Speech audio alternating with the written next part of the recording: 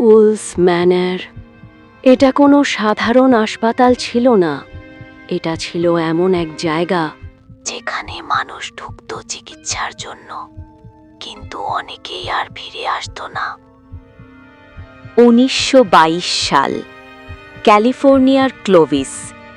ইতালীয় অভিবাসী টনি অ্যান্ড্রিয়ট্টি নিজের স্বপ্নের প্রাসাদ তৈরি করেছিলেন, কিন্তু সেই স্বপ্ন ধীরে ধীরে পরিণত হয় দুঃস্বপ্নে।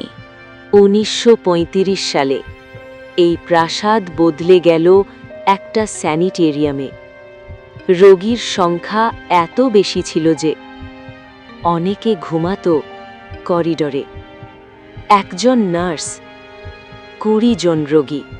মৃত্যু ছিল এখানে নিত্যদিনের অতিথি। কোনো মর্গ ছিল না, তাই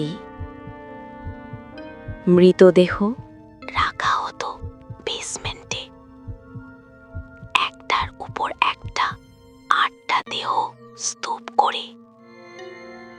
1992 সালে স্যানিটেরিয়াম বন্ধ হয়ে যায়, কিন্তু দেয়ালগুলো সব ভুলে যায়নি। 1997 সালে এর নাম বদলায় উলফ ম্যানর। কিন্তু প্রশ্ন একটাই, এই বাড়ি কি কখনো শান্ত হয়েছে? কিন্তু গল্প এখানেই শেষ নয়।